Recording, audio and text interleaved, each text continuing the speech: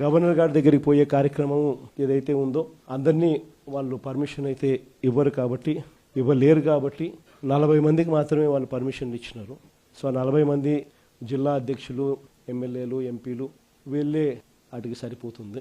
కానీ పోయే ముందు అందరం కూడా అంబేద్కర్ గారి విగ్రహానికి ఒకసారి ఆయన విగ్రహం దగ్గరికి పోయి జరుగుతూ ఉన్న అన్యాయాన్ని అంబేద్కర్ గారి పాదాల చెంతనో అంబేద్కర్ గారి విగ్రహం దగ్గరనో వాళ్ళు ఎంత దూరం పంపిస్తారో నాకు తెలియదు. వాళ్ళు ఈ చంద్రబాబు నాయుడు అనే ప్రభుత్వం అనేది పూర్తిగా అన్యాయమైన ప్రభుత్వం కాబట్టి అంబేద్కర్ గారిని దర్శించుకుని ఆయనకు కూడా జరుగుతూ ఉన్న అన్యాయం కాపీనిగా ఆయన దగ్గర ఒకసారి పెట్టి అటు నుంచి అటే 40 మంది మీ గవర్నర్ గారి దగ్గరికి పోయే కార్యక్రమం చేస్తాం.